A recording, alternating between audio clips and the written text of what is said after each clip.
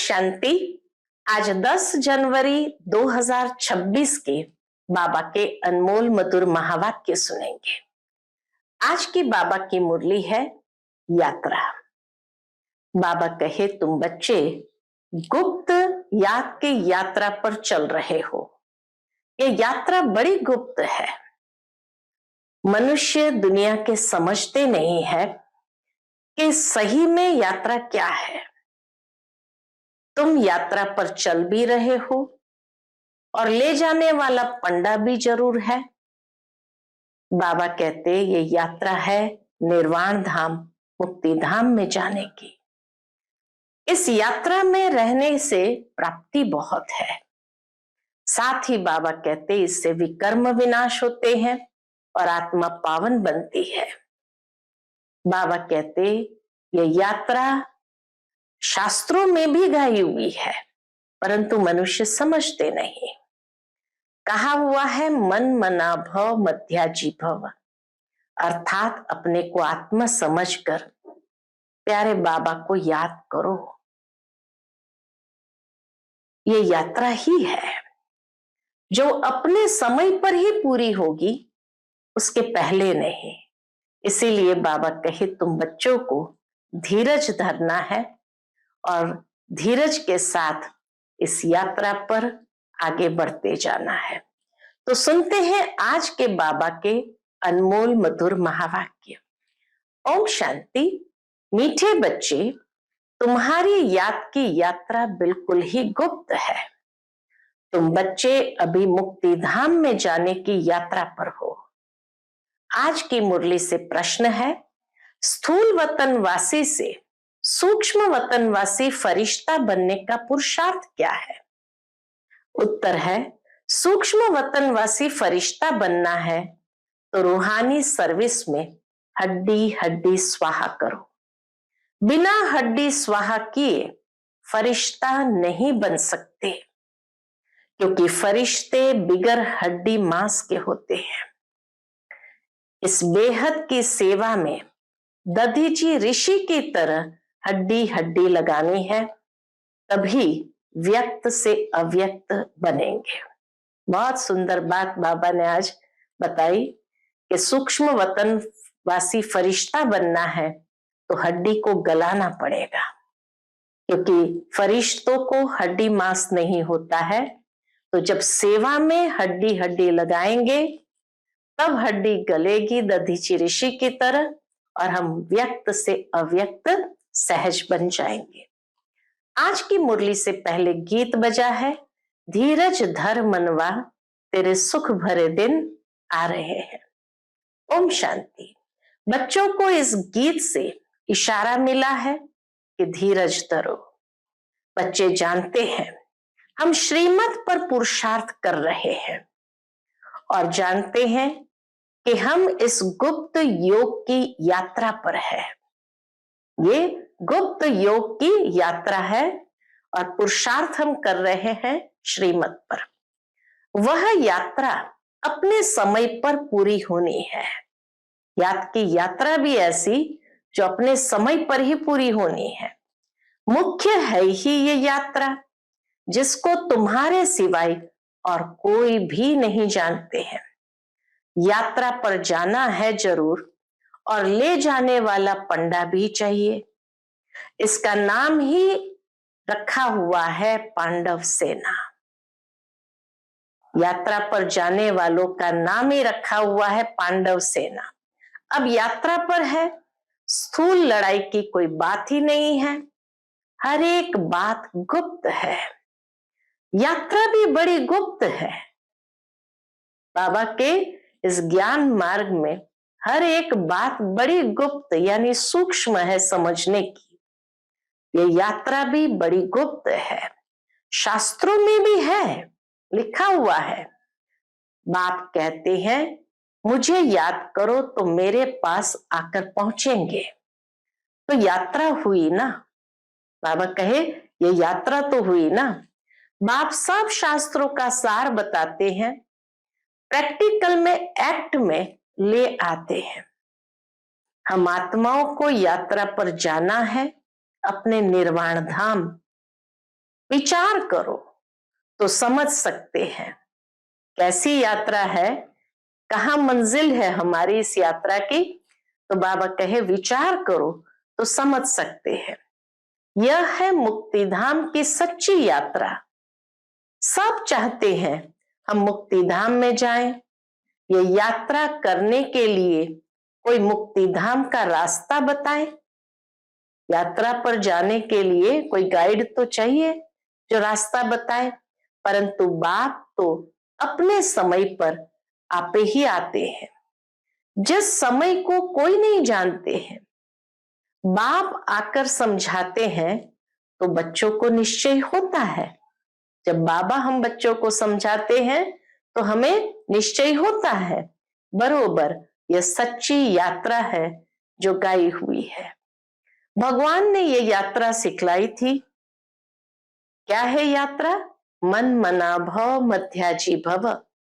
ये अक्षर भी तुम्हारे काम के बहुत है, सिर्फ किसने कहा ये भूल कर दी है। किसने ये अक्षर कहा? भगवान वाच कौन है? ये भूल करती है। कहते हैं देह सहित देह के सब संबंधों को भूल जाओ। इनको यानी ब्रह्मा बाबा को भी देह है, इनको भी समझाने वाला दूसरा है जो कहता है देह सहित देह के सर्व संबंधों को भूल जाओ।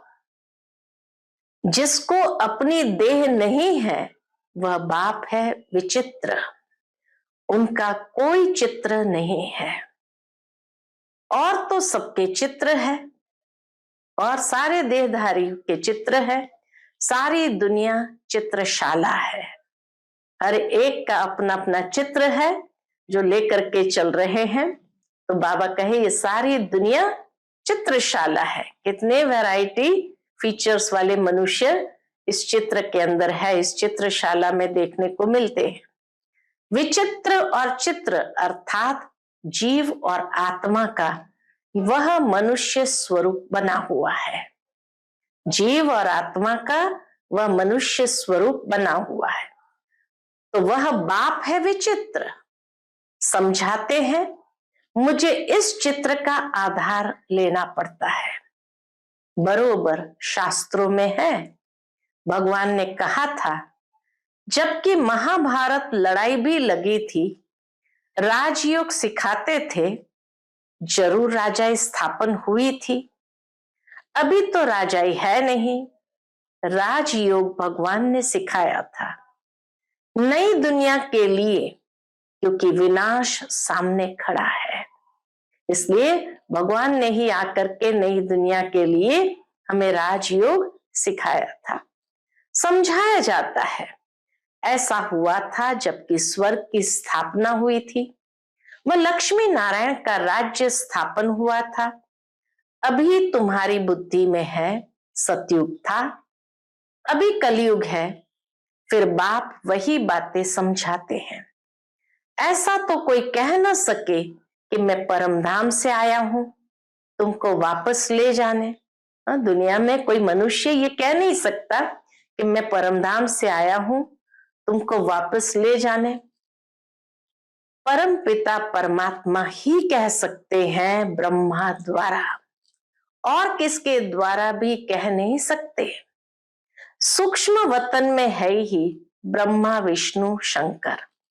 ब्रह्मा के लिए भी समझाया है कि वह है अव्यक्त ब्रह्मा और यह है व्यक्त।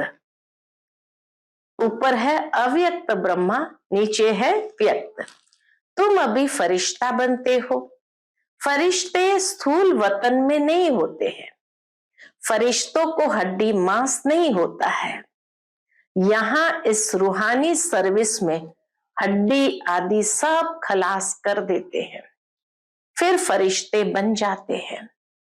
अभी तो हड्डी है ना, यह भी लिखा हुआ है अपनी हड्डियां भी सर्विस में दे दी, गोया अपनी हड्डियां खलास करते हैं। स्थूल वतन से सूक्ष्म वतनवासी बनना है। यहाँ हम हड्डी देकर सूक्ष्म बन जाते हैं। यहाँ सेवा में हड्डी हड्डी दे करके सूक्ष्म बन जाते हैं। इस सर्विस में सब स्वाहा करना है। याद में रहते रहते हम फरिश्ते बन जाएंगे। यह भी गाया हुआ है, मिरुआ मौत मलुक का शिकार।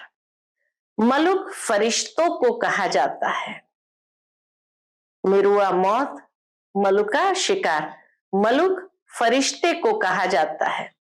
तुम मनुष्य से फरिश्ते बनते हैं, तुमको देवता नहीं कह सकते हैं, इस समय देवता नहीं कह सकते हैं। यहां तो तुमको शरीर है ना। सूक्ष्म वतन का वर्णन अभी होता है। योग में रह फिर फरिश्ते बन जाते हैं।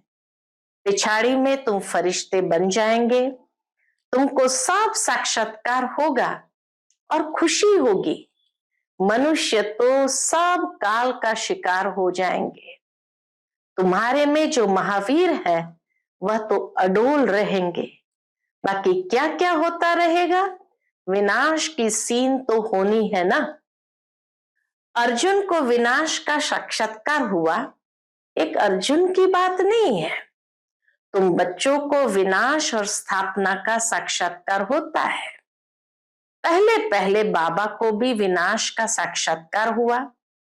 उस समय ज्ञान तो कुछ था नहीं। देखा सृष्टि का विनाश हो रहा है, फिर चतुर्भुज का साक्षात्कार हुआ। समझने लगे ये तो अच्छा है, विनाश के बाद हम विश्व के मालिक बनते हैं, तो खुशी आ गई। अभी ये दुनिया नहीं जानती कि विनाश तो अच्छा है ना। पीस के लिए प्रयत्न करते हैं, परंतु आखिर विनाश तो होना है।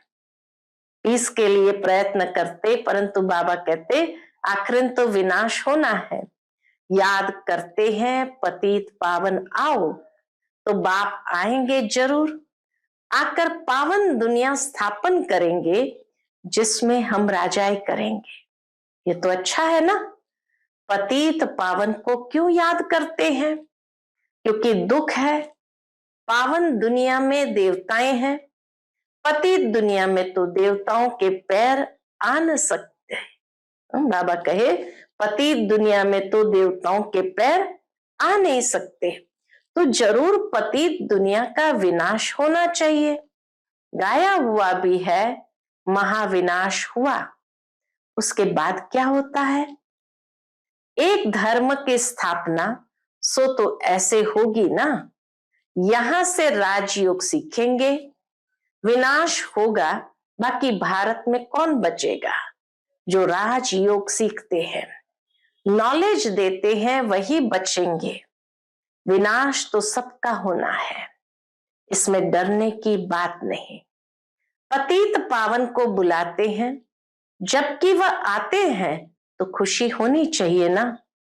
बाप कहते हैं विकारों में मत जाओ, इन विकारों पर जीत पाओ, वरदान दे दो तो ग्रहण छूटे।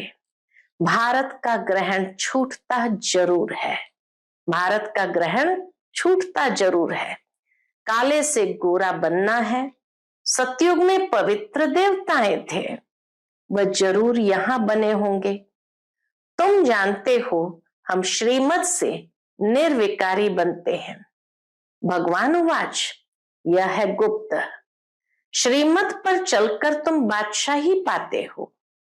बाप कहते हैं तुमको नर से नारायण बनना है। सेकंड में राजाई मिल सकती है। शुरू में बच्चियां 4-5 दिन भी वैकुंठ में जाकर रहती थी।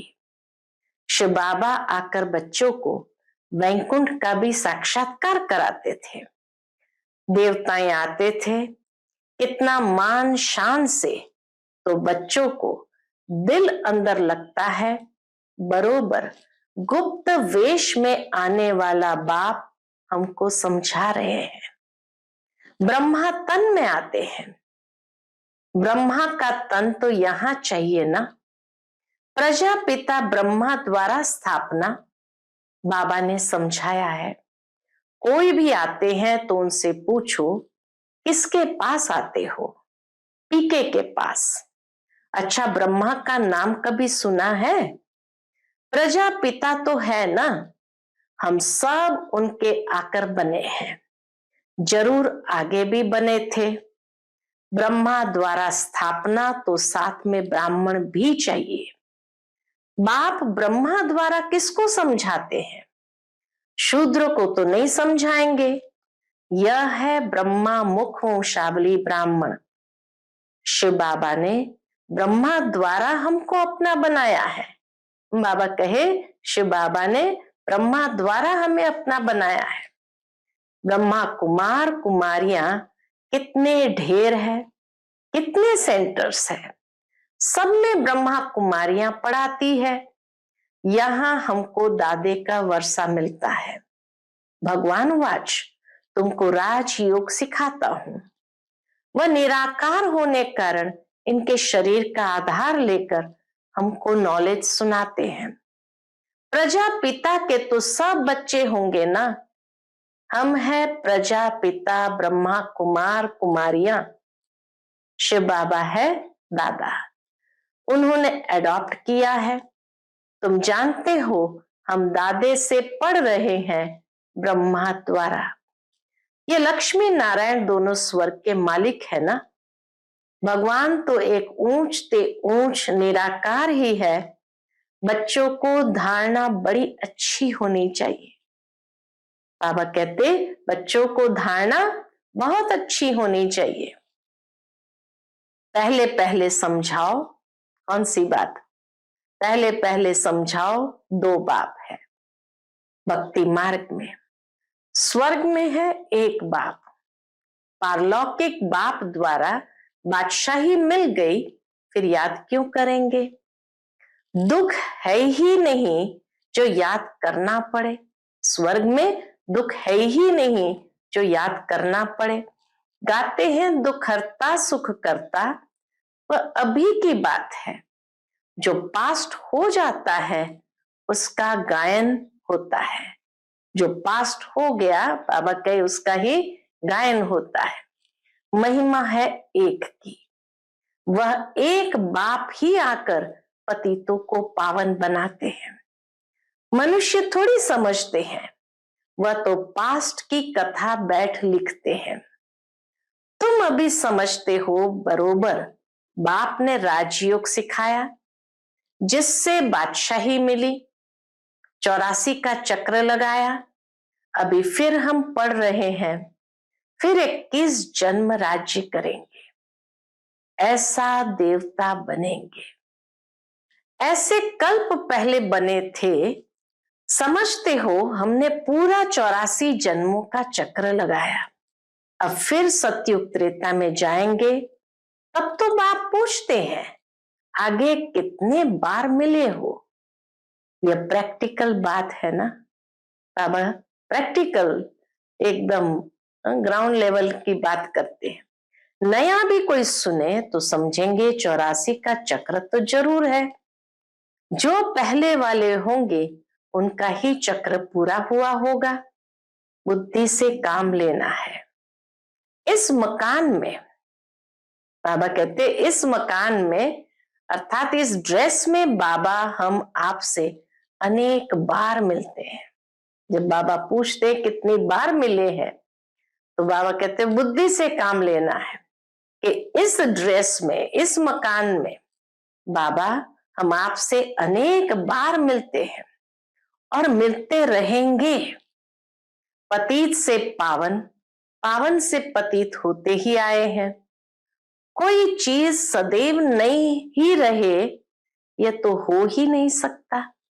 कोई चीज सदैव नहीं रहे ये तो बाबा कहे हो ही नहीं सकता। पुरानी जरूर बनती है।